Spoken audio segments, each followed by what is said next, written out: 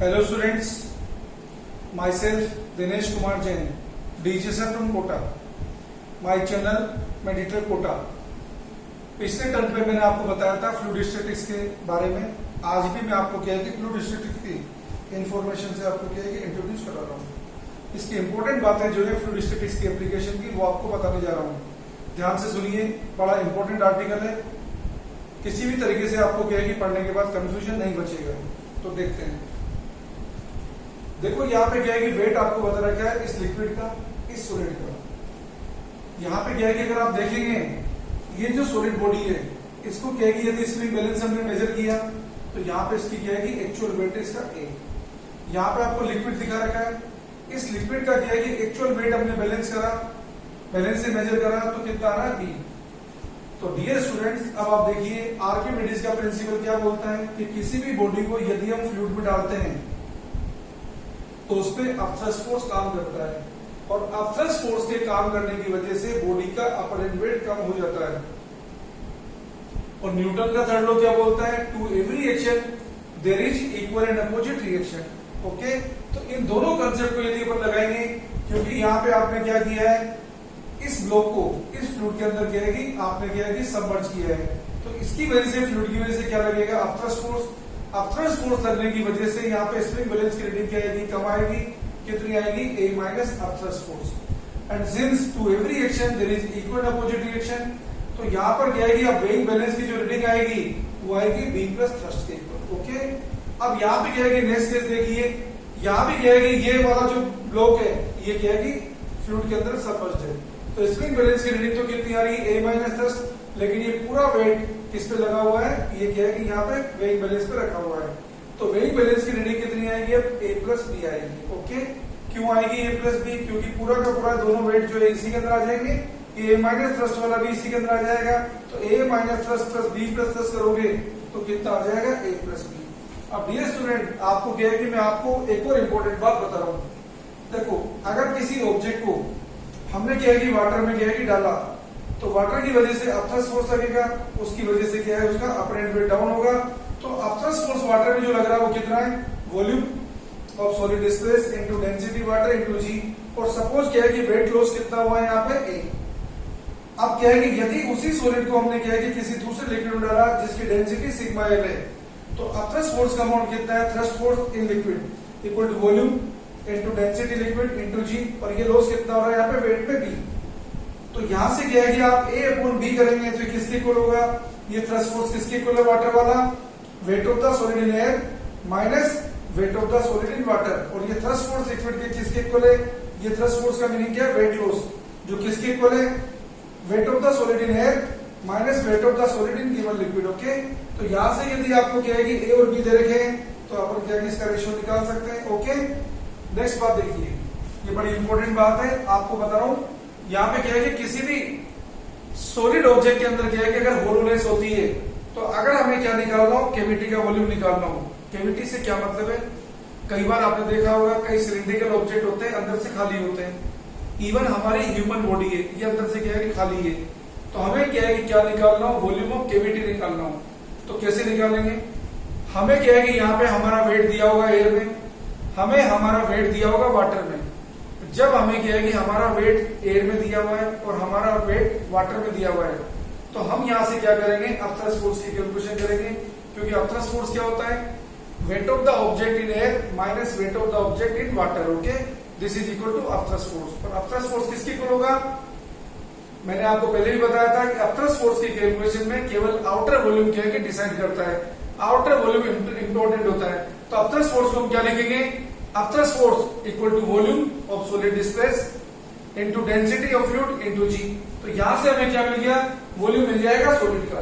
तो देखो thrust force कितना है, volume into density of fluid into G। तो यहां से आपको क्या मिल गया, सॉलिड बॉडी का वॉल्यूम मिल गया, wait of the object in air minus weight of the object in water divide by density of fluid into G। अब आप क्या है कि सॉलिड बॉडी का क्या है कि जो मटेरियल है जिससे सॉलिड बॉडी बनी हुई है उस मटेरियल का वॉल्यूम निकाल लीजिए। कैसे निकालेंगे, आपको क्या है कि उस सॉलिड बॉडी के क्या है कि मटेरियल का मास गिवन होगा और सॉलिड बॉडी के मटेरियल की डेंसिटी दे रखी होगी। तो wait of the solid object of material, material का क्या है कि वॉल्यूम मटेरियल का वॉल्यूम कितना होगा, वॉल्यूम ऑफ मटेरियल कितना होगा, volume of material will be equal to mass of the material divide by density of material. तो जब आपके पास क्या है कि टोटल वॉल्यूम क्या है कि बॉडी का है और आपके पास क्या है कि वॉल्यूम मटेरियल का है, तो volume of body minus volume of material equal to क्या होगा, वॉल्यूम ऑफ कैविटी। इस तरीके से आप कैविटी का वॉल्यूम निकाल सकते हैं। अब आपको क्या है कि एक और इंपॉर्टेंट क्या है कि आर्टिकल बता रहा हूं। मान लीजिए मार्केट में आप क्या है कि गोल्ड लेने गए और क्या है कि दुकानदार ने क्या कर रखा है, उस गोल्ड में कॉपर की क्या है कि इम्प्योरिटी मिला रखी है। अब आपको क्या है कि देखने से तो मालूम नहीं चलेगा, तो क्या है कि आप कैसे पता करेंगे कि यहाँ पे क्या है कि कॉपर की इम्प्योरिटी यहाँ पे कितनी मिली हुई है, तो अपन पता कर सकते हैं। हमारे पास यदि क्या है कि उस एलो का क्या है कि वेट दिया हमें किसमें, एयर में, और उस एलो का वेट दे देगा हमको क्या है कि वाटर में, तो हमारे पास क्या है कि अपथर्स फोर्स आ जाएगा। अपथर्स फोर्स क्या होगा, weight of the given alloy in air minus weight of given alloy in water, ये क्या आ जाएगा अपथर्स फोर्स। इस अपथर्स फोर्स से हमें क्या निकल जाएगा, हमारे पास क्या है कि इस सॉलिड ऑब्जेक्ट का क्या है कि टोटल वॉल्यूम आ जाएगा। अपथर्स फोर्स कितना होता है, volume of solid displace into density fluid into g. तो यहां से क्या निकाल लेंगे हम, टोटल वॉल्यूम निकाल लेंगे। अब क्या है कि क्योंकि ये एलो किससे बनी हुई है, प्योरिटी और इम्प्योरिटी दो चीज से बनी हुई है। मान लीजिए हमारी क्या है कि एलो का टोटल मास है कैपिटल एम, इसके अंदर क्या है कि स्मॉल एम ग्राम तो कॉपर है और capital M minus small m gram यहाँ पे गोल्ड है, और कॉपर की डेंसिटी मान लो रो सी यू है और गोल्ड की डेंसिटी रो सी यू है। तो हम यहाँ से क्या निकाल लेंगे, कॉपर का वॉल्यूम निकाल लेंगे। कॉपर का वॉल्यूम क्या होगा, mass of copper divide by density of copper. Gold का क्या है कि वॉल्यूम कितना होगा, mass of gold divide by density of gold. यहां से क्या है कि दोनों को अगर आप कंबाइन कर देंगे, volume of copper plus volume of gold, ये आपके पास क्या है कि टोटल वॉल्यूम आ जाएगा जो ये था। तो टोटल वॉल्यूम की जगह यहां रख देना volume of copper plus volume of gold, इसकी जगह सब्स्टिट्यूट कर दीजिए into density fluid into G equal to क्या है, weight of the solid in air minus weight of the solid in water. अब आपको ये मालूम है, आपको ये मालूम है, आपको ये मालूम है, आपको ये मालूम है, और आपको कैपिटल एम मालूम है, आपको डेंसिटी ये वाली मालूम है, आपको डेंसिटी गोल्ड की मालूम है। तो यहां से आपके पास स्मॉल एम निकल जाएगा। अब डियर स्टूडेंट, हम यहाँ पे क्या है कि कुछ और इंपोर्टेंट चीजों की बात करते हैं। देखो, मान लीजिए क्या है कि कोई एक व्यक्ति अगर अपने क्या है कि एक हाथ में फिश लेके चलता है और दूसरे हाथ के अंदर क्या है कि वाटर बकेट लेके चलता है, और यदि वो क्या है, आर्किमिडीज के क्या है कि कंसेप्ट को उसने पढ़ा है, तो आर्किमिडीज का कंसेप्ट क्या बोलता है कि किसी भी क्या है कि ऑब्जेक्ट को किसी फ्लूइड में डालते हैं तो फ्लूइड की वजह से क्या है उस पर अपथर्स फोर्स लगता है, जिसकी वजह से अपरेंट वेट कम हो जाता है। तो इस कंसेप्ट को सोच के ये व्यक्ति पता क्या करता है, ये हमारा व्यक्ति है, ये व्यक्ति क्या करता है, इसके एक हाथ में तो क्या रखी हुई, पहले फिश थी,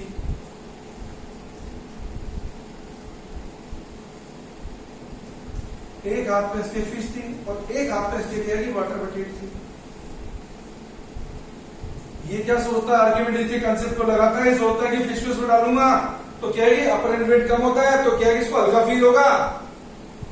तो देखिए बच्चों, जब डालेगा तो क्या होगा, इसने क्या करा, इस फिश को आर्किमिडीज के बारे में क्या है कि ध्यान रखते हुए इसने इस फिश को क्या करा, इस वाटर बकेट में डाल दिया। अब आप बताइए, यदि ये फिश को वाटर बकेट डालेगा तो इस व्यक्ति को क्या है कि हल्का फील होगा या नहीं होगा, बिल्कुल फील नहीं होगा हल्का। क्यों, बल्कि फिश को मजा आएगा। कैसे मजा आएगा, जब इसने क्या है कि फिश को वाटर में डाला तो क्या होगा, इस फिश पे अपथर्स फोर्स लगेगा, जिसकी वजह से क्या है कि फिश अपने आप को क्या है कि हल्का फील करेगी, फिश का अपरेंट वेट कम होगा। और न्यूटन थर्ड लॉ क्या है, to every action there is equal and opposite reaction. तो यहाँ पे action and reaction always act on different body. तो जितना यहाँ पे क्या है कि फिश का अपरेंट वेट डाउन हुआ है, उतना ही यहाँ पे क्या हो गया, इसका क्या है कि यहाँ पे क्या है कि इधर की साइड थ्रस्ट फोर्स लग जाएगा। तो आदमी तो क्या कर रहा है, उतना ही वेट कैरी कर रहा है, आदमी तो क्या कर रहा है, उतना का उतना ही वेट कैरी कर रहा है। लेकिन क्या हो रहा है, फिश को क्या है कि हल्का फील होगा, आदमी को हल्का फील नहीं होगा, क्योंकि आदमी तो क्या कर रहा है, टोटल वेट सेम कैरी कर रहा है। ओके, एक और दूसरा आपको इलस्ट्रेशन बताते हैं।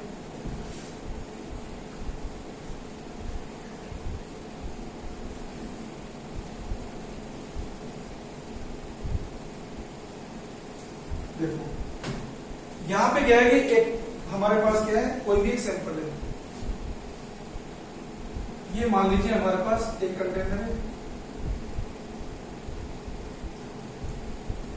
पिछले वाले क्वेश्चन में ध्यान रखना, फिश किसमें पड़ी हुई थी, फिश किसमें पड़ी हुई थी, उस वाटर बकेट के अंदर पड़ी हुई थी। तो आपने तो क्या है कि टोटल वेट को ही कैरी कर रहा है ना, तो टोटल वेट को कैरी करेगा तो क्या आएगा, वो फिश का वेट प्लस लिक्विड का वेट दोनों क्या है कि उसके हाथ में आ जाएगा। तो टोटल वेट को क्या है कि एक ही हैंड से कैरी करना पड़ेगा। तो आप भी के लिए टोटल वेट का अमाउंट चेंज नहीं होगा, खाली फिश हल्का फील करेगी। अब यहाँ पे आपको बात बता रहे हैं, यदि कंटेनर जिसमें क्या है कि लिक्विड भरा है, वेइंग बैलेंस से जब मेजर करा, तो वेइंग बैलेंस से मेजर करने में सपोज इसकी रीडिंग आपके पास क्या है कि बी आती है। अब देखो क्या होता है, कुछ भी मान लो, बी मान लो, बी की मान कुछ भी वैल्यू मान लो लिक्विड का मास एम है, तो यहाँ पे क्या है कि एम ग्राम क्या है कि रीडिंग दे रहा है। अब आपने क्या करा, यहां से इंडिपेंडेंट सपोर्ट से, एक इंडिपेंडेंट सपोर्ट से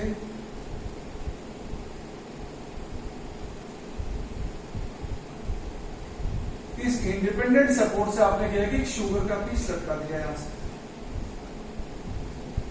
शुगर का मास स्मॉल है में, शुगर के मटेरियल की जो डेंसिटी है वो है 2, और ये किससे ज्यादा है, ये वाटर की डेंसिटी से ज्यादा है। अब क्या है कि धीरे धीरे क्या है कि शुगर यहाँ पे डिजोल्व होती जाएगी, और हमें ये पूछा है नीचे जो वेइंग बैलेंस रखा है, इस वेइंग बैलेंस की रीडिंग के बारे में क्या ऑब्जर्वेशन रहेगी, बढ़ेगी घटेगी या क्या है कि किस तरीके से क्या है कि चेंज होगी, उसके बारे में आपको यहाँ पे बताना है। तो डियर स्टूडेंट देखिए, जब आपने क्या है कि वेइंग बैलेंस से क्या है कि यहाँ से वेइंग बैलेंस को क्या है कि यहाँ पे रखा है, और आपने क्या है कि शुगर के क्या है कि स्लम्प को यहाँ से इंडिपेंडेंट सपोर्ट से रखा है, तो यहाँ पे अपथ्रस्ट फोर्स लगेगा। अब अपथ्रस्ट फोर्स लगेगा, और मैंने आपको क्या बताया, न्यूटन थर्ड लॉ के according to every action there is equal opposite reaction. तो यहाँ पे क्या है कि अपथ्रस्ट फोर्स लगने की वजह से यहाँ पे क्या होगा, ये जो क्या है कि शुगर लंप है, इसका क्या है कि अपरेंट वेट तो कम होता जाएगा, और क्या है कि थ्रस्ट फोर्स लगने की वजह से यहाँ पे क्या होगा, यहाँ पे क्या है कि वेइंग बैलेंस की रीडिंग बढ़ती जाएगी। अब हमें ये देखना है, कि यहाँ पे अपथ्रस्ट फोर्स की वजह से जो डिक्रीमेंट आया है और थ्रस्ट फोर्स लगने की वजह से जो इंक्रीमेंट आया है, अब वो इंक्रीमेंट बढ़ा है डिक्रीमेंट बढ़ा है, इस चीज को हम देखते हैं। क्योंकि क्या है कि जैसे जैसे शुगर डिजोल्व होगी, जैसे जैसे शुगर डिजोल्व होगी, यहाँ पे पता है क्या होता जाएगा, यहाँ पे क्या है कि इस लिक्विड का क्या है कि वेट बढ़ता जाएगा। तो हम देखते हैं क्या होता है वेइंग बैलेंस के बारे में। तो देखिए, मान लेते हैं कि यहाँ पे मान लेते हैं हमारे पास क्या है, आधी शुगर क्या है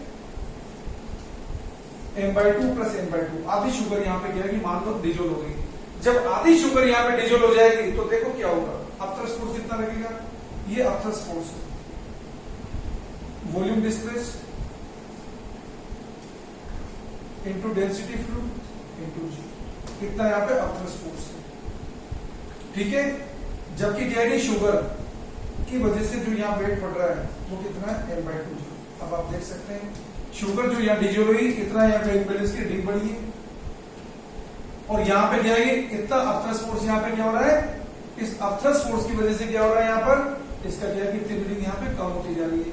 अब आप देखिए यहाँ पे क्या होता जाएगा, वेइंग बैलेंस का क्या होता जाएगा, जैसे जैसे शुगर डिजोल्व होती जाएगी। तो देखिए यहाँ पे क्या है कि इनको यदि आप कंपेयर करेंगे तो क्या कंपेयर करेंगे, वाटर की डेंसिटी तो बने, तो कितना हो गया mg/2 रो, और आपको क्या बताया था, रो की वैल्यू क्या होती है, 1 से ज्यादा होती है। रो की वैल्यू देख सकते हो यहाँ पे, ये सिग्मा डब्ल्यू, रो की वैल्यू क्या है, सिग्मा डब्ल्यू से ज्यादा है, तो ये चीज तो क्या है mg/2 से कम है ना, ये चीज mg/2 से कम है, जबकि ये चीज mg/2 है। इसका मीनिंग क्या है, यहाँ पे रीडिंग बढ़ेगी, यहाँ पे रीडिंग बढ़ेगी, और जब पूरी शुगर डिजोल्व हो जाएगी, तो इसकी वेइंग बैलेंस की रीडिंग कितनी हो जाएगी आपके पास, जब पूरी शुगर डिजोल्व हो जाएगी तो वेइंग बैलेंस की रीडिंग आ जाएगी आपके पास m+m/g। तो आपने क्या देखा, जैसे जैसे क्या है कि शुगर यहाँ पे डिजोल्व होती जाएगी, वैसे वैसे क्या है कि वेइंग बैलेंस की रीडिंग आपके पास बढ़ती जाएगी। ओके, सो डियर स्टूडेंट, आपने क्या है कि यहाँ पे सारी इंपॉर्टेंट एप्लीकेशन देखी है, आर्किमिडीज प्रिंसिपल के बारे में आपने देखा है। अब आपको क्या है कि आर्किमिडीज प्रिंसिपल की क्या है, आपने चीजें देख ली सारी। अब यहाँ पे छोटा सा क्या है कि आपको एप्लीकेशन और बता देता हूँ। देखो, मान लीजिए यहाँ पे क्या है कि आपको ये पास्कल लॉ के बारे में थोड़ा बता रहा हूँ। यहाँ पे क्या है कि मान लो क्लोज कंटेनर है, जहां पे आप प्रेशर देख रहे हैं, इस H डेप्थ प्रेशर कितना होगा, h ρg। अगर यहाँ H1 पे निकालोगे तो ये आएगा H1 ρg, अब यदि आप इस कंटेनर को क्या कर रहे हैं, ऊपर से थोड़ा खोलते हैं, यहां से खोलने का मतलब क्या है कि 8 पॉइंट प्रेशर हो गया, तो इस पॉइंट पे प्रेशर कितना हो जाएगा, पी नोट प्लस एच रो जी हो जाएगा। हर जगह क्या है, प्रेशर में कितना चेंज आएगा, पी नोट। हर जगह प्रेशर में कितना चेंज आएगा, पी नोट चेंज आएगा। तो आपने क्या देखा, किसी भी एनक्लोज फ्लूइड में जब आप कहेंगे प्रेशर में चेंज करते हैं, तो जो भी प्रेशर में आप चेंज करते हैं, वो change in pressure gets transmitted to every point inside the container. Okay, इसको अपन क्या बोलते हैं, पास्कल लॉ बोलते हैं। ओके, सो डियर स्टूडेंट, धीरे धीरे हम क्या है, फ्लूइड स्टैटिक्स के बाद में हम फ्लूइड डायनेमिक्स पढ़ेंगे, एक एक करके चीजों को क्या है कि हम समझते जाएंगे। फ्लूइड स्टैटिक्स के अंदर क्या है कि आप ये भी कर सकते हैं, जैसे आपने देखा होगा कई जगह क्या है कि कार की क्लीनिंग होती है, ट्रक की क्लीनिंग होती है, तो कार और ट्रक की क्लीनिंग करना आपके लिए क्या है कि आसान काम तो है नहीं, ऐसा तो कर नहीं सकते कि ट्रक को आप उठा के ले जाओगे। तो ट्रक को क्या है कि अपन देखो कैसे बैलेंस करते हैं, ये हाइड्रोलिक क्या है कि ब्रेक्स का कंसेप्ट है, जिससे आप क्या है कि बिल्कुल आराम से ट्रक की क्या है कि क्लीनिंग कर सकते हैं। जैसे देखिए, आपको क्या मालूम है, फ्लूइड में सेम लेवल पे प्रेशर सेम होता है। तो देखिए, ये कंसेप्ट है हाइड्रोलिक प्रेस का। यहां पे पिस्टन लगा है, यहां पे पिस्टन लगा है, ये पिस्टन का क्या है कि क्रॉस सेक्शन एरिया कम है, इस पिस्टन का क्रॉस सेक्शन एरिया ज्यादा है। A2 यहाँ पे A1 से बहुत बड़ा है। यहाँ पे आपने क्या है कि थोड़ा सा क्या है कि फोर्स लगाया, और यहाँ पे आपने क्या है कि ट्रक या कोई चीज खड़ी कर दी है, मतलब बहुत ज्यादा वेट यहाँ पे आपने रख दिया है, ये बहुत ज्यादा वेट यहाँ पे आपने रख दिया है। अब आपको मालूम है कि फ्लूइड में सेम लेवल पे प्रेशर सेम होता है, तो यहाँ पे प्रेशर इक्वल टू यहाँ का प्रेशर, तो आप क्या लिखेंगे, आप इक्वेशन लिखेंगे P naught plus F2 upon A2 equal to P naught plus F1 upon A1। P naught cancel हो जाएगा, तो F2 upon A2 equal to क्या मिला आपको, F1 अपॉन A1। तो क्या मिला, यहां से आपको F2 मिला A2 upon A1 into F1। अब क्योंकि A2 A1 से बहुत बड़ा है, इसलिए F2 भी क्या है, F1 से बहुत बड़ा है। इस तरीके से अपन क्या है कि बहुत कम फोर्स से बहुत बड़े फोर्स को बैलेंस कर सकते हैं। ये हमारा क्या होता है, आर्किमिडीज प्रिंसिपल की क्या है एप्लीकेशन है, जिसको अपन जानते हैं हाइड्रोलिक प्रेस के नाम से। आप यहाँ पे क्या है कि इसकी और भी क्या है कि एप्लीकेशन देख सकते हैं, कई एप्लीकेशन से।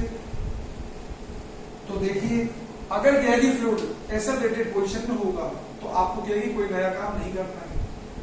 अगर फ्लूइड एक्सेलरेटेड पोजीशन में है, तो सीधी सिंपल सी बात याद रखिए, कुछ यहाँ पे कंसेप्ट है, ये ए नोट एक्सेलरेशन है, तो देखो क्या क्या होगा वो आपको बात बता। आप क्या है कि नीट के स्टूडेंट है, इसलिए आप क्या है कि डायरेक्ट याद रखिए। मान लेते हैं ये डिफरेंस यहाँ पे कितना है, डेल्टा एच, और ये लेंथ कितनी मान लो यहाँ पे पहले। तो याद रखिए, यहाँ पे क्या है कि सरफेस तो ऐसी हो जाएगी, और किसी भी पॉइंट पे अगर आपको प्रेशर निकालना है तो कैसे निकालेंगे, वो भी बात आपको बता देता हूँ। जब क्या है कि हमारा फ्लूइड एक्सेलरेटेड है, तो डेफिनेटली क्या है कि देखो यहाँ पे अगर आपको प्रेशर निकालना है, तो अब आपको तीन तरीके हैं। ये हाइट मान लो h है, और ये मान लो h1 है, और ये मान लो L है। इस पॉइंट का नाम P है, या इस पॉइंट का नाम P की जगह कुछ भी रख दो, B रख दो। इस B पॉइंट पे प्रेशर लिखेंगे, तो B पॉइंट पे प्रेशर की इक्वेशन क्या लिखेंगे हम, ये लिखेंगे P नोट प्लस ये B पॉइंट की क्या है कि वर्टिकल डेप्थ कितनी है, h, तो आप सीधा लिखना h रो। अगर आप इधर से निकालोगे h1 वाले से, तो आप ऐसे लिखना P नोट प्लस h1 रो, ये जी स्क्वायर प्लस ए नोट, इस डायरेक्शन का जो इफेक्टिव एक्सेलरेशन है।